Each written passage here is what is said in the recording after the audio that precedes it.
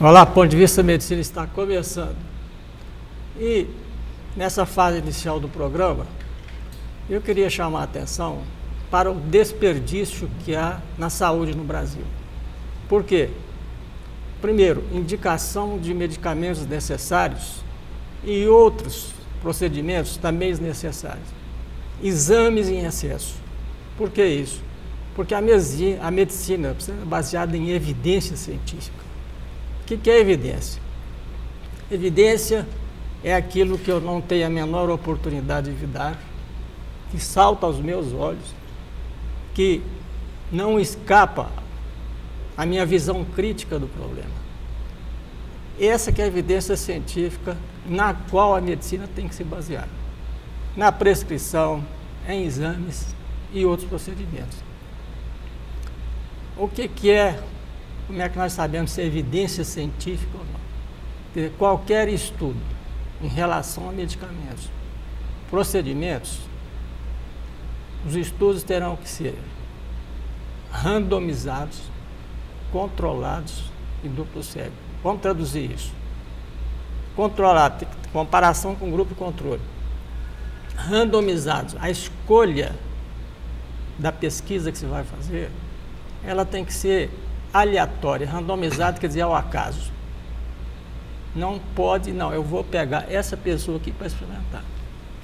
E a interpretação dos resultados tem que ser duplo cego.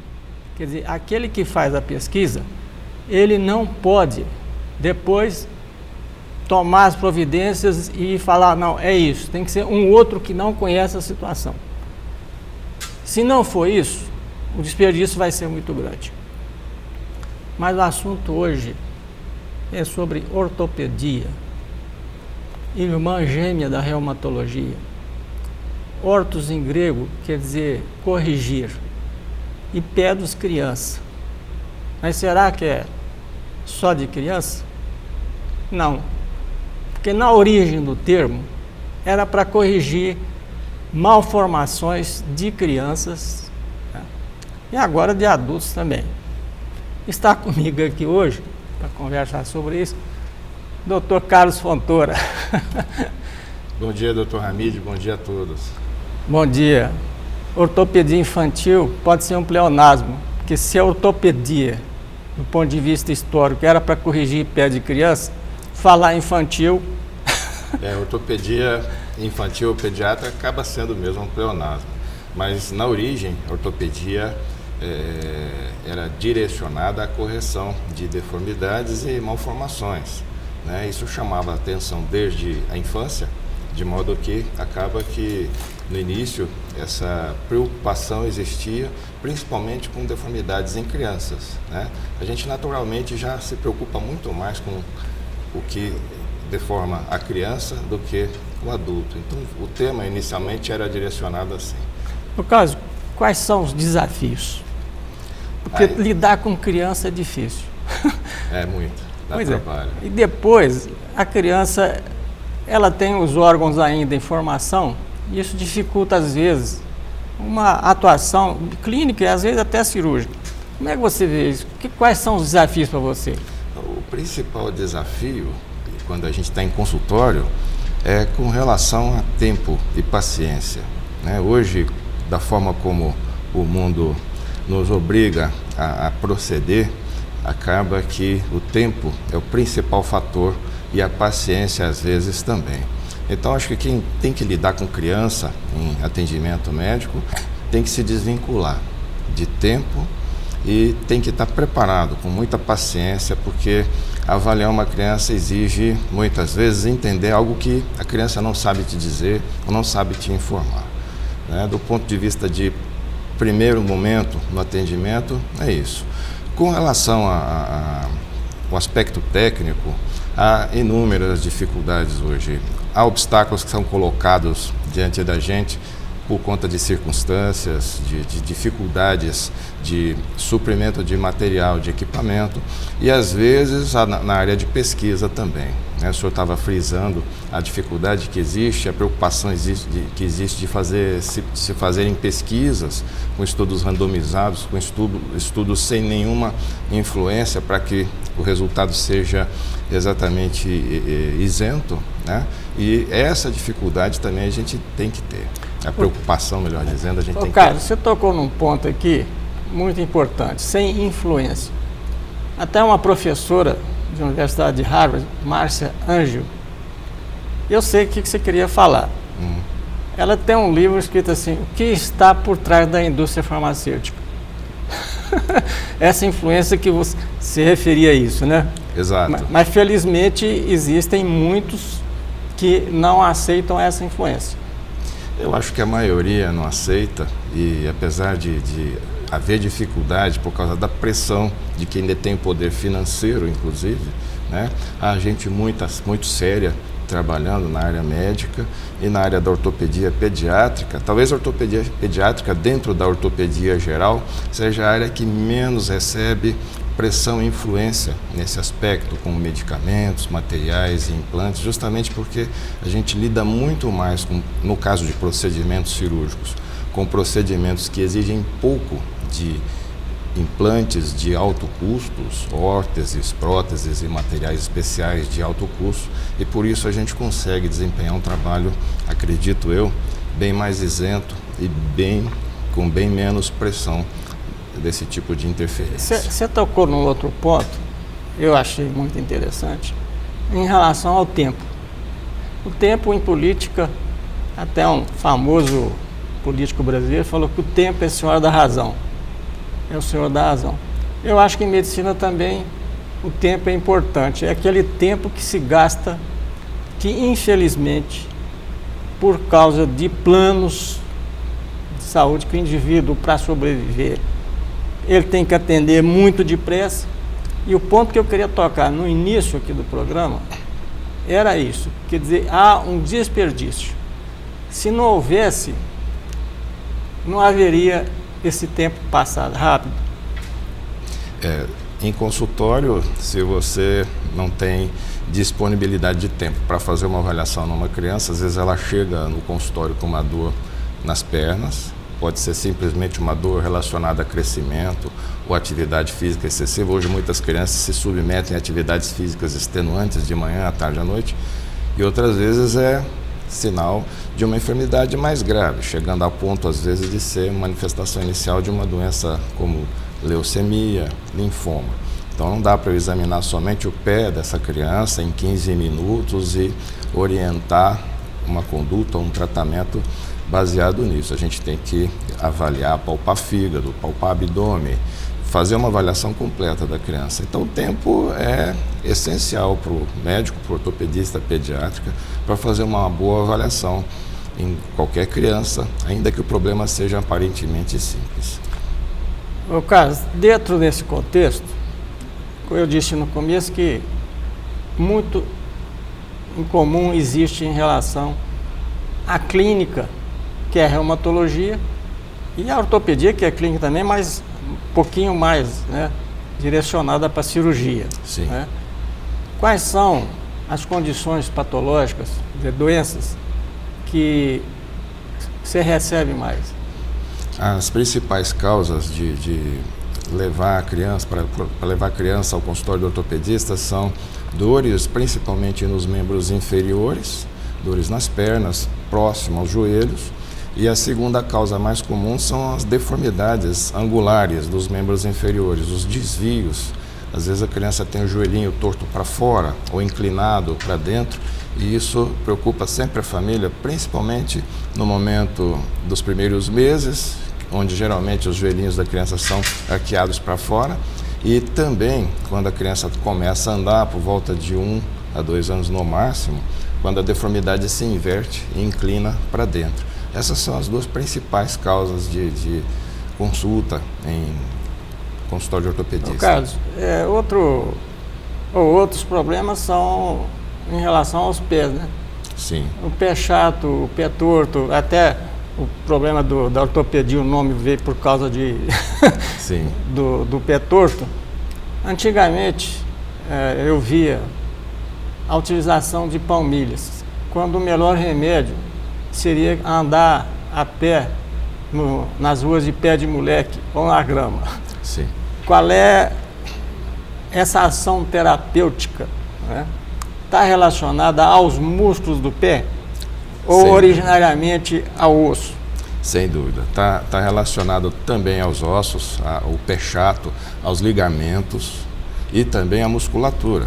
A gente percebe que a criança, quando está andando, ela instintivamente tem uma necessidade muito grande de ficar descalço. Às vezes a mãe fala, olha, doutor, ela não gosta de ficar calçada, ele não gosta de usar nem sandalinha, porque isso é instintivo. Há uma necessidade de se usarem os pés para estimular a musculatura própria, intrínseca do pé, e ela vai ter um papel importantíssimo na manutenção do arco, dos arcos dos pés e da função correta. Com relação às palmilhas, aí sim entra um estudo ou 2 estudos randomizados que duraram muito tempo, e nesses estudos, em mais de um continente, avaliaram crianças desde 2 até 15 anos de idade, portanto foi um estudo muito extenso. E para essas crianças, sem escolher quais eram os médicos, metade dessas crianças foram tratadas com palmilhas com a intenção de corrigir o pé chato, alinhar o arco do pé. Para outra metade, que não foi escolhida, foi uma escolha aleatória, foi um estudo, portanto, randomizado, não se fez nada. Já havia uma preocupação, uma linha de atendimento em que não se interferia. E eles observaram que em 80% das crianças que usaram palmilha, houve melhora. Só que para as crianças que não usaram palmilha, houve uma melhora também de 80%. Empate técnico. Empate técnico. Então, a melhora, a correção ou a formação do arco estava programada para acontecer, independentemente do uso de palmilha. Então, hoje o uso das palmilhas está muito mais direcionado para manter o conforto e o alinhamento do calçado junto ao pé do que com a intenção de correção da deformidade. Fica muito difícil hoje contestar esses estudos que foram feitos e rebater essa observação. Ainda nesse contexto, o diagnóstico clínico sempre é soberano, mas você pede algum exame, mas vai me responder daqui 15 segundos. Você pede exames para isso, aquilo que é visível, às vezes a olho nu? Vamos a um rápido intervalo, voltaremos em seguida.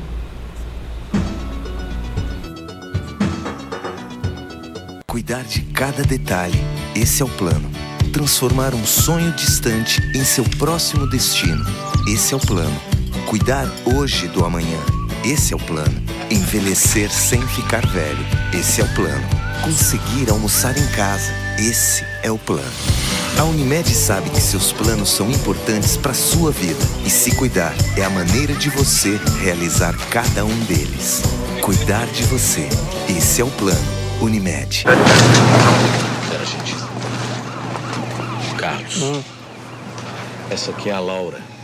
Ela quer te conhecer. Oi, Carlos. Oi, Laura.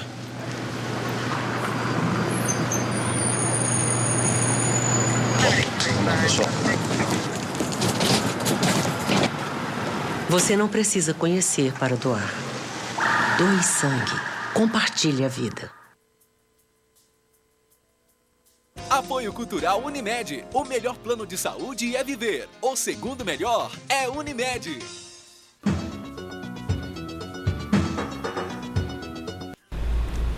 Estou conversando hoje com o Dr. Carlos Fontoura, que é ortopedista. E não vou falar ortopedista infantil, porque como nós temos aqui é pleonasmo, quer dizer redundância. No caso, se chega lá uma criança para você, você olhou assim, não, esse aqui tem pé plano, pé curvo, pé tal. Qual é o método mais simples de se fazer diagnóstico? Tem que ser ou se submeter à radiologia. Seria o podograma? Sim. Além do exame físico, a gente tem a podoscopia ou podograma, que são 2 recursos simples de baixíssimo custo ou sem custo nenhum, que podem ser feitos. A podoscopia é feita com o apoio do pé da criança sobre um vidro E por baixo de um espelho, através de um espelho, a gente vê a impressão da planta do pé. O podograma, a gente usa um mata-borrão e imprime com Ou papel tinta carbono também. Isso, ou papel carbono, ou a tinta de carimbo, vai lambuzar o pezinho da criança, mas imprime a planta do pé num papel e com isso você consegue fazer a avaliação do apoio do pé e dizer se está dentro dos limites toleráveis ou se existe alteração. Geralmente isso é suficiente. Entretanto, em casos especiais onde se suspeita de alteração óssea ou que haja consequência para o osso, os ossos do pé da criança, o exame de raio-x pode ser usado também. Sim. Então, quando há algum sinal de alerta, vamos chamar, que de dor muito intensa ou dor noturna ou febre, aí a indicação de exame complementar. Sim. E aí que está o X da questão. A indicação de exames complementares só é necessária quando existe uma evidência clínica para se pedir aquele exame. Tá. Você fez o diagnóstico de pé plano. Pé plano é o pé, vou falar o chato aqui, fica mais fácil. Porque eu não sei porque esse chato também, né? Às vezes é porque é chato de tratar ou de entender o problema, não sei. Não, é porque é achatado. É achatado. É achatado, né? Claro. E qual é a causa disso? Viu? Por que uns nascem olhando para a lua e outros para o inferno? Bom, o pé plano ou pé chato tem como principal causa frouxidão ou elasticidade de cápsula e ligamentos, né? Então, quando a criança está no colo da mãe, ela tem o arco do pezinho formado. Quando ela pisa no chão, ele acomoda como se fosse uma suspensão muito macia de um automóvel e inclina, o tornozelinho inclina para dentro. Isso é porque os ligamentos, naquele momento, naquela idade, naturalmente são mais elásticos e o pezinho se acomoda exageradamente. O arco desaparece. Quer dizer que a conclusão daí é que não se deve usar a correção logo na fase inicial. É normal, é um pé fisiológico, né? Porque existe muita prescrição de palmilha inadequada, quer dizer, não é o caso, é uma minoria de indicações, em que o indivíduo está, não, você vai fazer palmilha. As palmilhas não corrigem, como a gente até viu. pode piorar a situação, né? Pode, porque a adaptação do pé da criança à palmilha, em 30% dos casos, não é boa. Para cada 10 crianças para as quais você receita a palmilha, seguramente 3 não vão se adaptar. Isso é estatístico na Índia, na Austrália e aqui o resultado é o mesmo. Para cada 10 palmilhas aceitadas, seguramente 3 não vão ser aceitas pela criança. Então, há dificuldades de uso de palmilha, não é tão simples e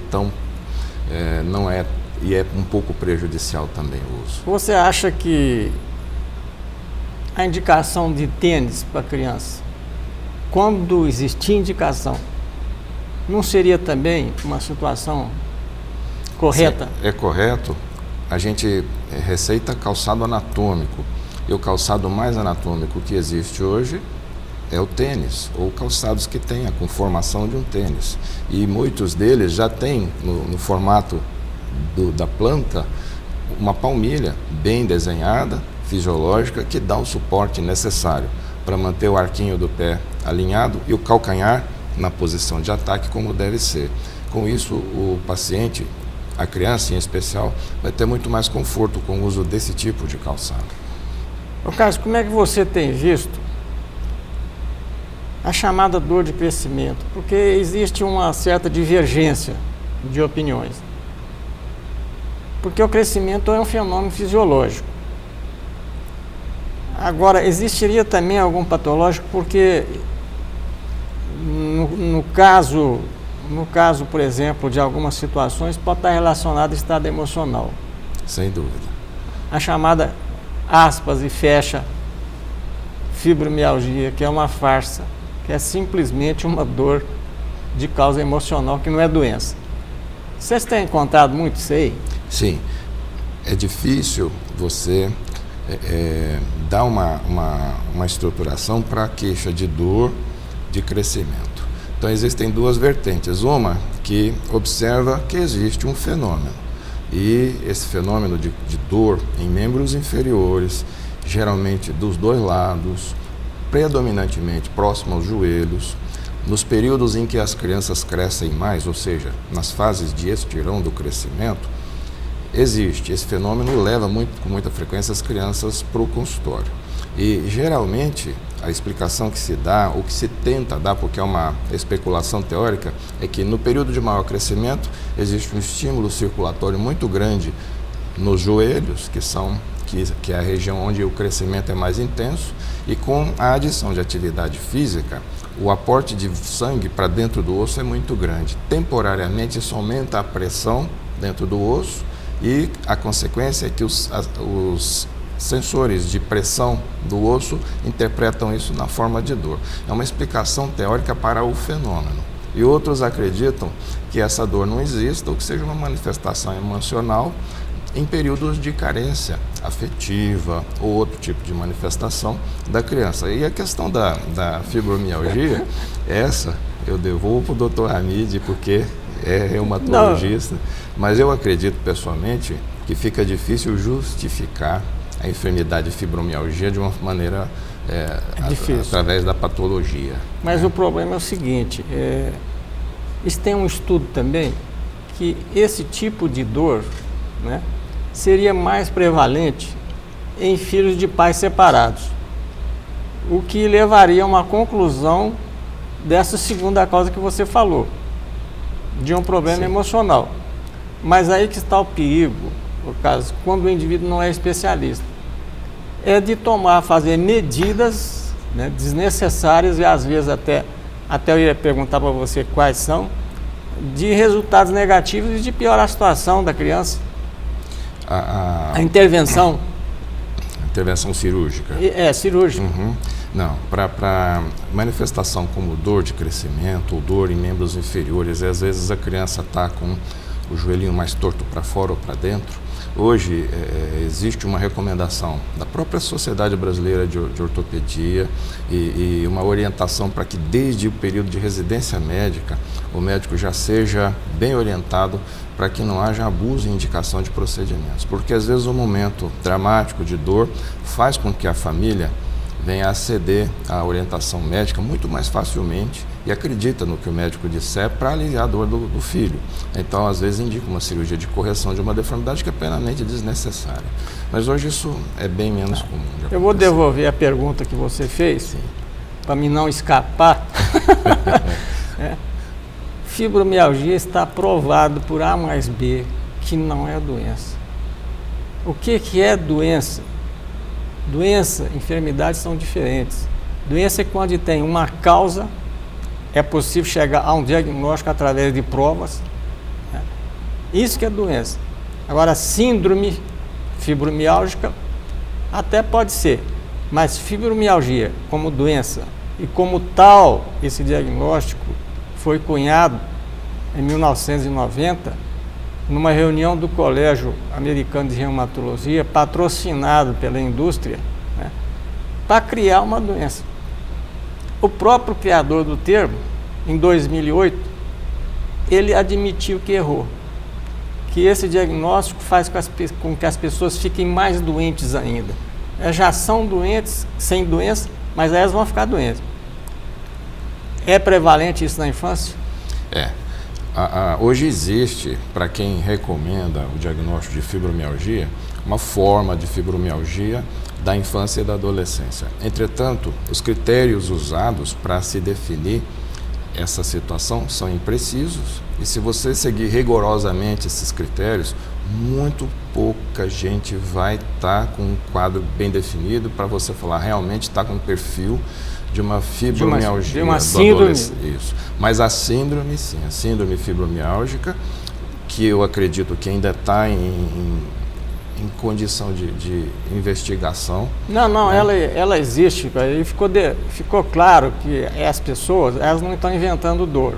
Né? A dor existe, só que ela é central, chamada síndrome sensitiva central, associada a outras síndromes, por exemplo, colo irritável, a pessoa que tem diarreia inexplicável, né? Tempo mandibular, são mais ou menos umas 16 síndromes cuja mãe é uma alteração no sistema nervoso central funcional, não existe lesão.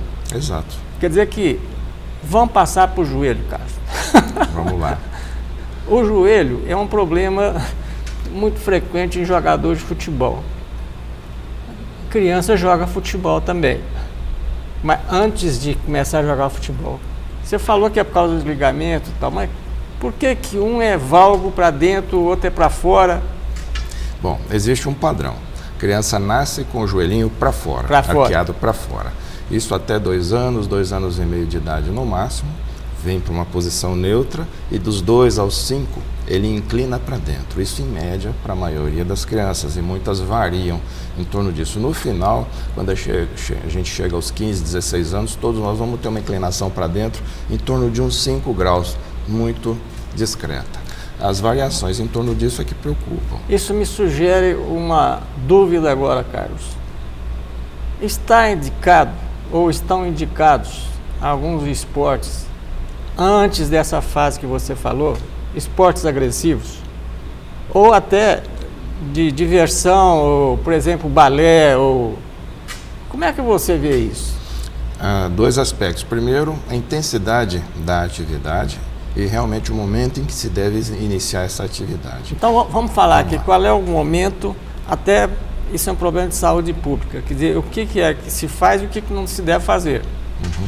Para atividades de impacto, o que exigem posturas excessivamente forçadas, no caso do balé, como o senhor mencionou, se a gente está numa fase ainda elástica da criança, a tendência de se desenvolver, por exemplo, deformidades como joanete, por se estar na ponta do pé, deformidades do pé e do tornozelo, para essas crianças é maior.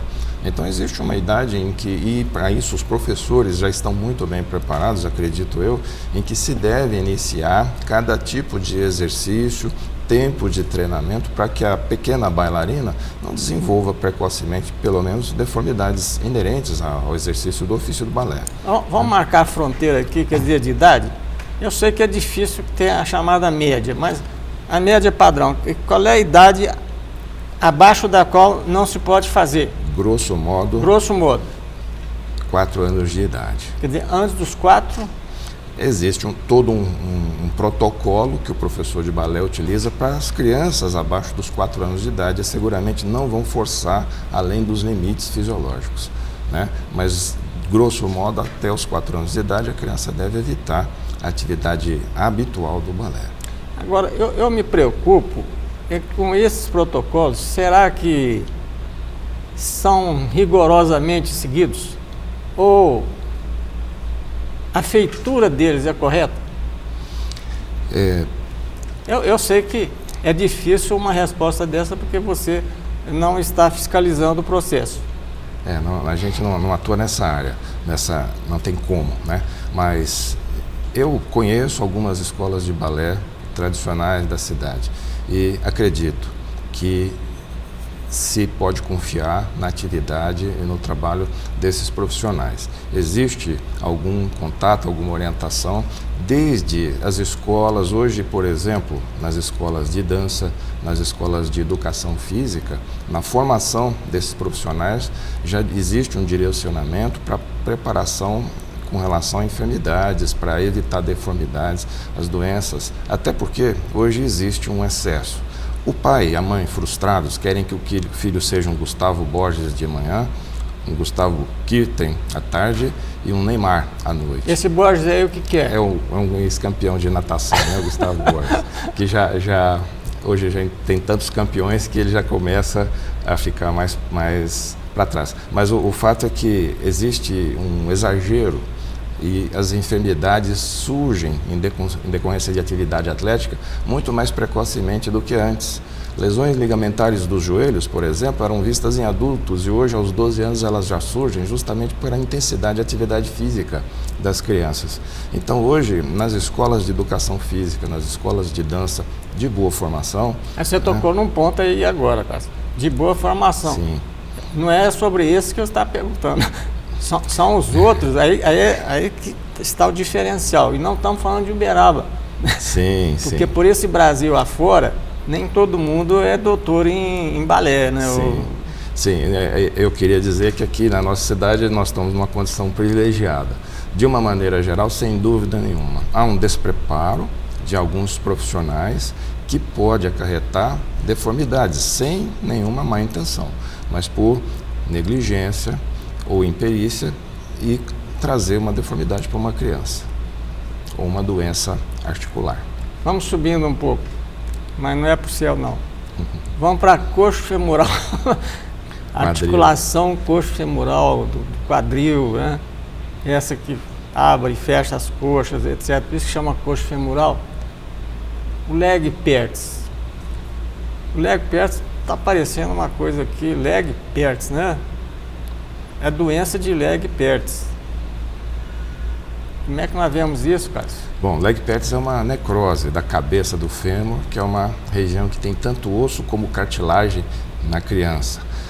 A parte óssea perde a circulação temporariamente, e esse temporariamente é por um período de 2, 3 anos, às vezes, e é um período em que até essa cabeça do fêmur, que deve ser perfeitamente esférica, se refazer, vai surgir alguma deformidade. Quer dizer que existe o doutor Cássio, uma necrose, é morte celular, e provavelmente essa morte celular é por deficiência de irrigação. Sim, faltou sangue para aquele osso. Cássio, isso me intriga, sempre me intrigou. Por que falta sangue ali, esse indivíduo submetido ao azar, embora a medicina não tenha nem sorte nem azar, né? Por que falta sangue no coitado? E por que falta sangue só no fêmur? Pois é, até hoje, desde o início do século XX, 1900 e alguma coisa, quando era endêmica na Europa a tuberculose, né? Desde aquela época, quando se descobriu a doença até hoje, não se sabe exatamente a causa. O que faz o vaso que leva sangue para a cabeça do fêmur deixar de ser competente. Mas alguma coisa acontece e faz com que aquele único vaso que leva sangue para dentro da cabeça do fêmur, não existem alternativas, rotas alternativas para isso, ele vai ser colabado e vai faltar sangue para isso. Existe uma relação da criança que convive com tabagistas, com fumantes, atenção, e a chance é bem maior. Eu acho que é relevante essa informação aqui do Dr. Carlos, do tabaco, do fumo que faz mal para quem não o faz, né? Sim. Aquele que vive perto, então, isso aí tem relação? Sim, a criança ela é um fumante passivo. Você está dentro de uma casa onde há fumantes que fumam na presença da criança, seguramente ela vai sofrer as consequências disso, inclusive para a cabeça do fêmur. E uma outra situação é a criança de baixa estatura. Sabe-se que crianças com baixa estatura e com um atraso na idade óssea, ou seja, quando se faz um raio-x da mão e a idade óssea é abaixo da idade real da criança, a chance também é maior de desenvolver a necrose. Ela é menos comum na etnia negra, nos indivíduos negros, porque para o negro existe uma alternativa de irrigação, uma artériazinha a mais que leva sangue para a cabeça do fêmur. E nos nativos polinésios, por exemplo, a chance é maior. Portanto, quem for exercer medicina na Polinésia vai ver mais leg perts do que aqui no Brasil. As doenças têm um fator topográfico, né? Sim, por exemplo, a gota, ela é muito menos frequente é o termo errado, mas a gente fala aqui, prevalente, nos países amarelos, né? A raça amarela, porque não comem muita carne, né? Ao passo que na Inglaterra, a gota não é apenas doença dos nobres do uísque, não. Mas e na mulher também, na mulher ela é na menos mulher frequente. E tal. Agora, Carlos, nesse caso de leg perts, o que é que se faz e o que não se deve fazer? 60% dos portadores de leg perts vão ter uma evolução favorável, independente da atuação do médico ou não. 20% vão se beneficiar com o tratamento. E outros 20%, os últimos 20%, um quinto dos casos, ainda que o médico atue competentemente, vão ter um resultado ruim. Qual é essa atuação competente? Vamos lá. A gente tem 2 princípios para tratar o leg perts. Primeiro, diminuir a pressão do corpo sobre a cabeça do fêmur para que ela possa sobreviver. Ou seja, não esférica. engordar.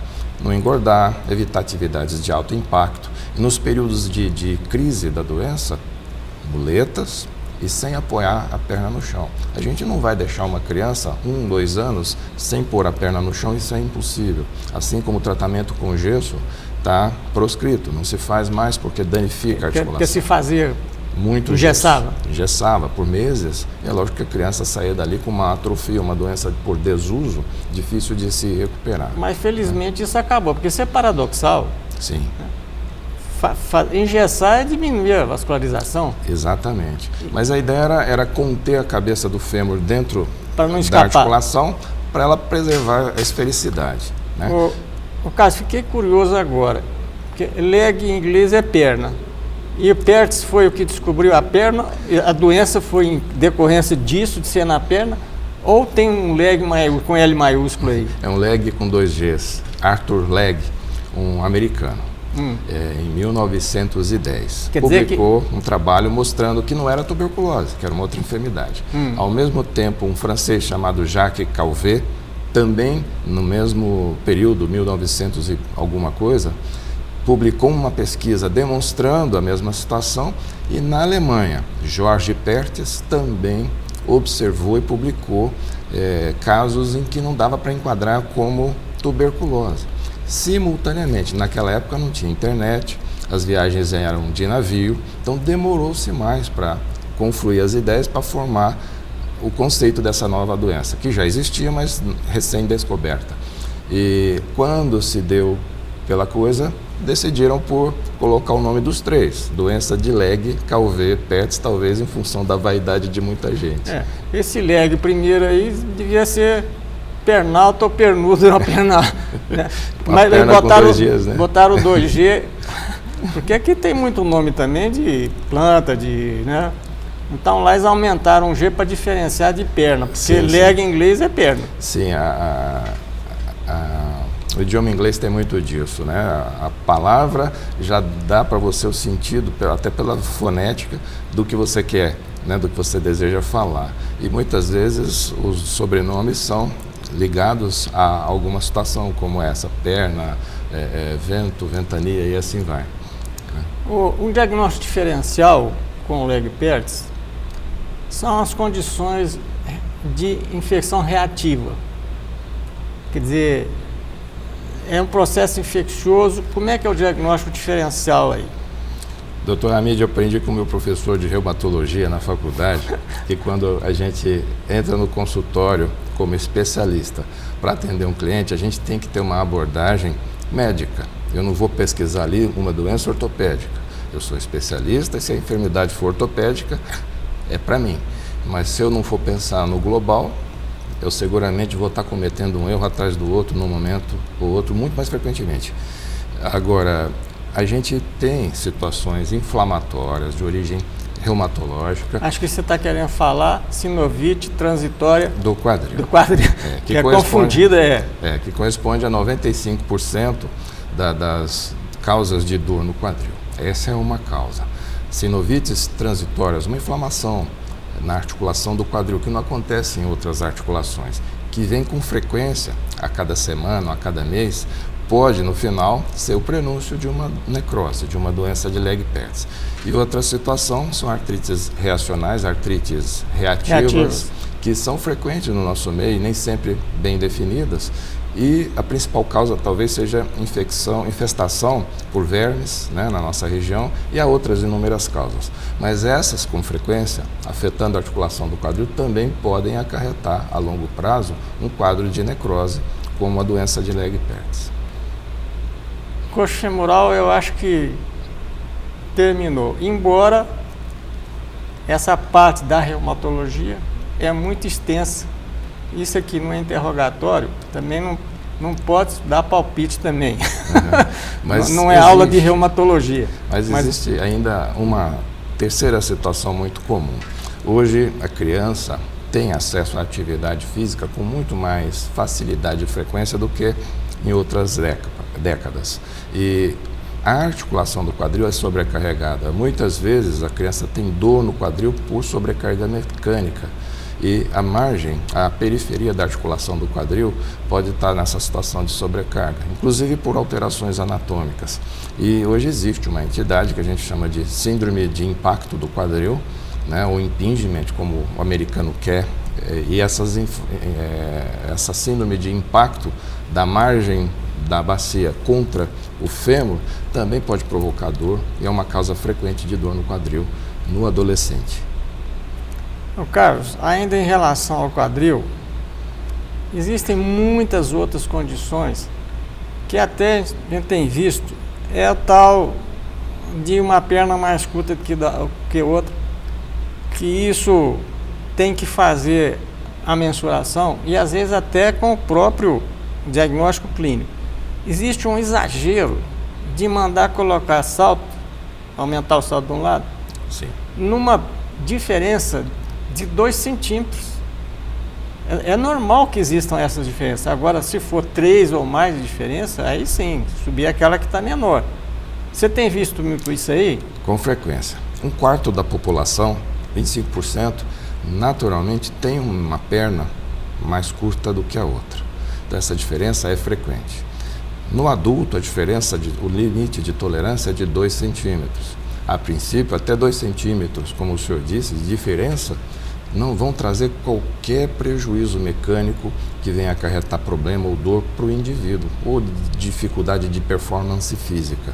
Na criança, a nossa tolerância é até 1,5 centímetros e a gente monitora até a idade adulta, torcendo para que a diferença não ultrapasse os 2 centímetros. Então, até 2 centímetros de diferença, a gente não precisa compensar. Acima de 1,5 a 2 centímetros, a gente começa a se preocupar. A dificuldade do ortopedista e do médico, de uma forma geral, é porque quando ele vai fazer a mensuração, medir o comprimento da perna com uma fita, a margem de erro é grande.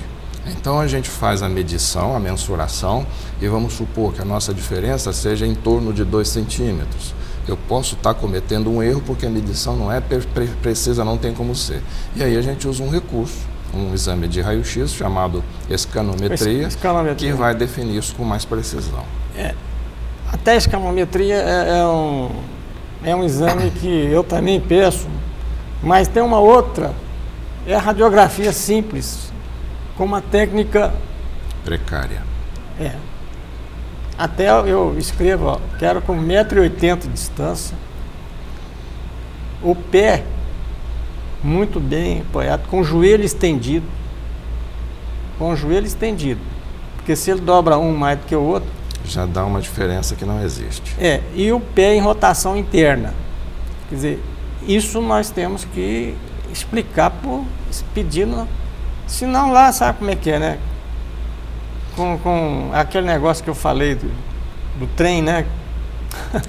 Quando você está no trem, ele está em alta velocidade e você vê vultos. Quando ele está em baixa velocidade, você vê as coisas perfeitas.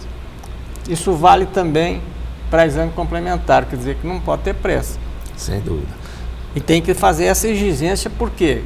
Agora eu pergunto, se o indivíduo não necessitar de aumentar o salto ou a sola, quais são as consequências do uso inadequado? O indivíduo pode, primeiramente, entender que é portador de uma enfermidade que não existe. Isso já traz um transtorno para a pessoa, né?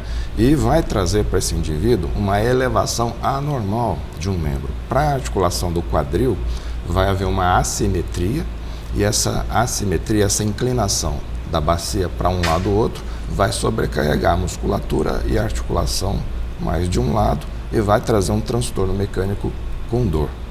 A segunda situação é a junção da bacia com a coluna, as articulações entre o sacro, o finalzinho da coluna, e os ossos ilíacos, a articulação sacroilíaca, que também vai ser sobrecarregada.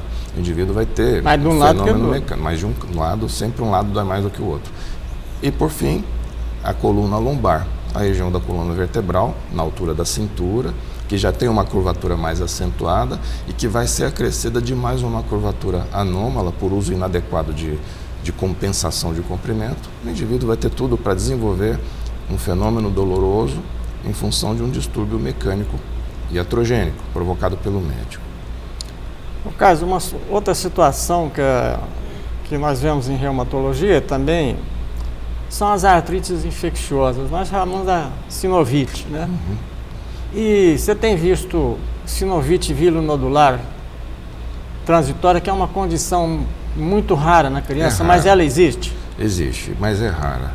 Eu vi poucos casos, e 2 casos dos quais eu me lembro agora, tiveram uma evolução, um desenrolar trágico. Uma foi em articulação de joelho e outra foi em articulação de quadril, 2 grandes articulações do corpo. E há uma deterioração muito grande da articulação se o tratamento não é adequado. Carlos, outro problema muito prevalente e que as condutas às vezes são incorretas são as chamadas escolioses ou desvios da coluna vertebral. Mas nós vamos conversar sobre isso daqui 15 segundos. Sim. Vamos ao intervalo, voltaremos em seguida.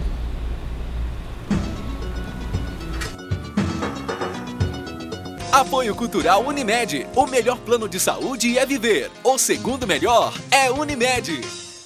A tuberculose é a doença que mais mata jovens e adultos em todo o mundo. E o que mais surpreende é que essa enfermidade tem cura.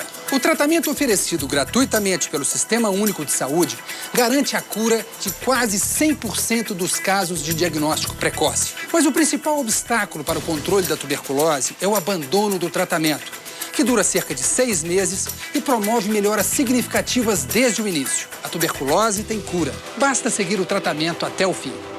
Cuidar de cada detalhe, esse é o plano. Transformar um sonho distante em seu próximo destino. Esse é o plano. Cuidar hoje do amanhã. Esse é o plano. Envelhecer sem ficar velho. Esse é o plano. Conseguir almoçar em casa. Esse é o plano. A Unimed sabe que seus planos são importantes para a sua vida. E se cuidar é a maneira de você realizar cada um deles.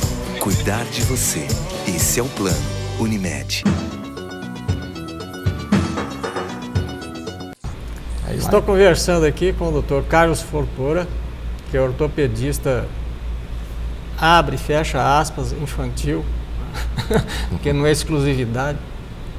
E nós deixamos no ar aqui um assunto muito importante em relação à coluna vertebral, que são as atitudes escolióticas confundidas muitas vezes com escoliose. O que é escoliose? É um desvio da coluna vertebral, um desvio não no plano frontal, mas no plano sagital, quer dizer, o corte de cima para baixo.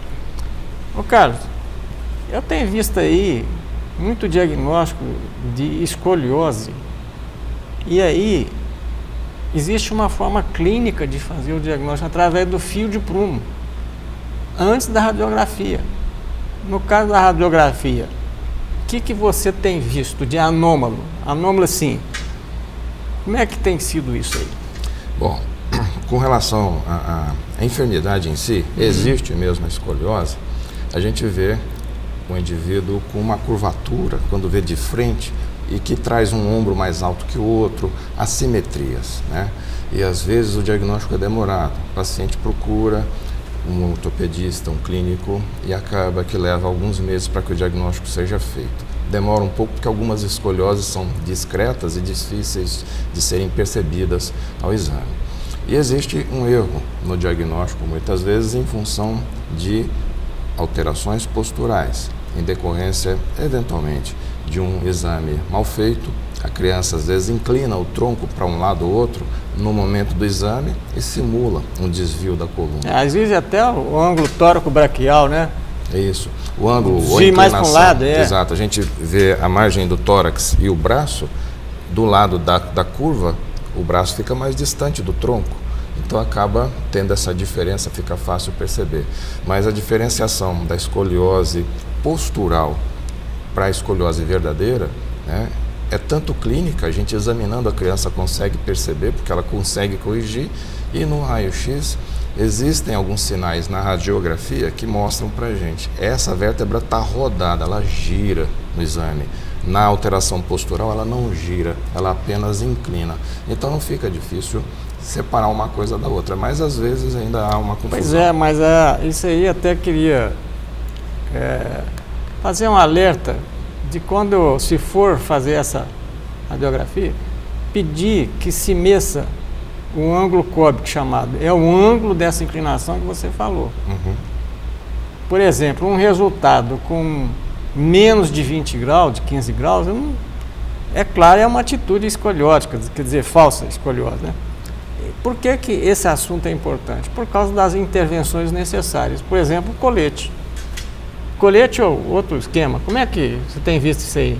Bom, o colete, ele, quando é usado, desde o momento em que se detecta a escoliose até depois da puberdade. No caso da menina, 14, 15 anos de idade, às vezes. Para quem vai usar um colete que se apoia desde a cintura até o queixo, por um período 22 especial, horas por dia. Né? A menina está se conhecendo, 22 horas por dia, 23 horas por dia. E a menina está se conhecendo, está começando a descobrir a vaidade. Existe uma convivência intensa com as colegas, com as amigas, fora do ambiente domiciliar, para estar usando toda essa armadura, né? Tem que haver um bom motivo. E a questão do estigma é séria. Para quem usa aparelho nos dentes, óculos, já é difícil. Para quem vai usar uma armadura, né, um colete, é mais difícil ainda. Mas existe bullying nisso aí?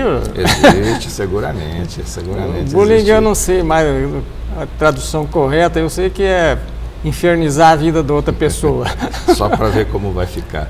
Bom, existe uma série, às vezes não há necessidade de haver toda essa reação do meio diante do indivíduo. O indivíduo por si só percebe que está diferente e no caso, como a escoliose é muito comum na menina mais do que no menino e é típica da puberdade, período em que está tendo a primeira menstruação, está tendo as mudanças de caracteres de criança para adulto, então é um período especial que mexe com a vaidade e com o psicológico da criança. Fiquei curioso agora, você falou menina e menino, será que o hormônio masculino protege e o feminino ataca?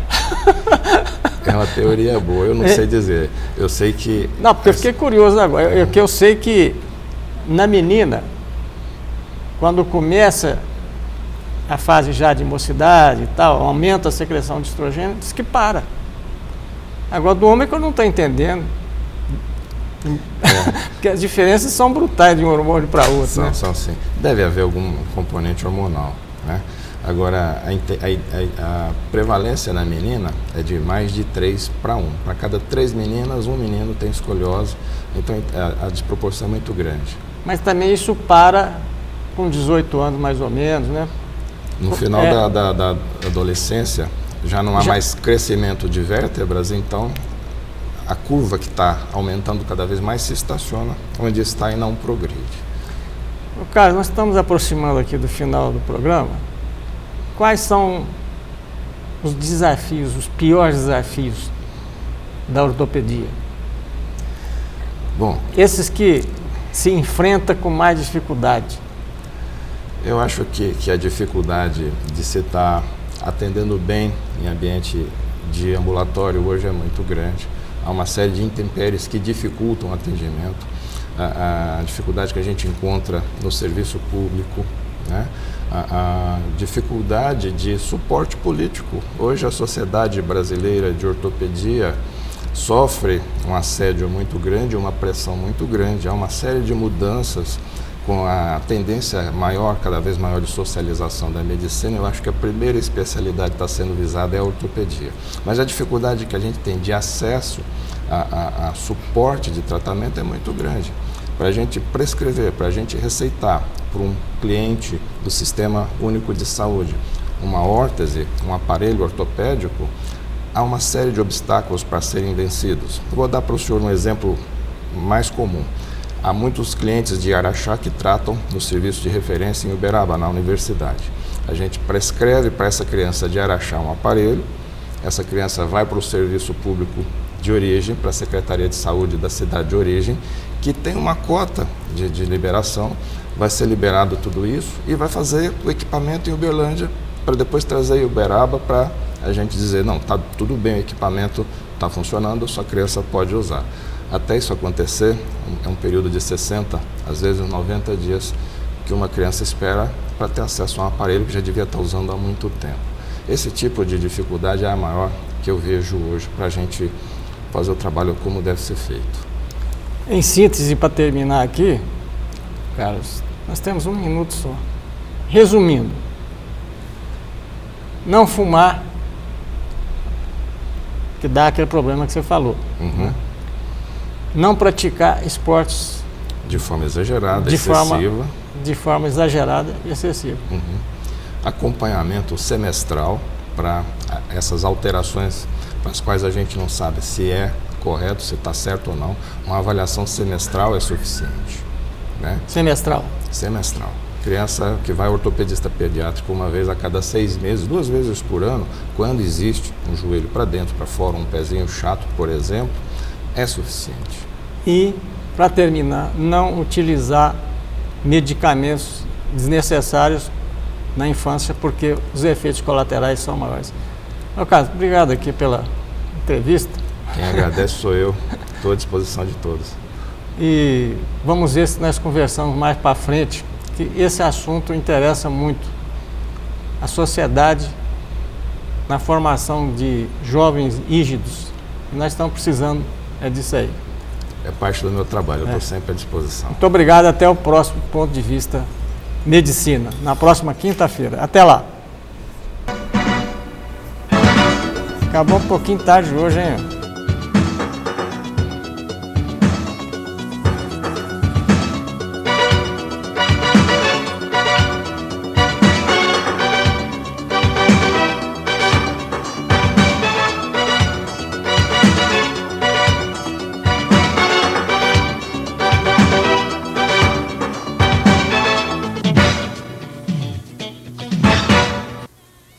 Apoio Cultural Unimed. O melhor plano de saúde é viver. O segundo melhor é Unimed.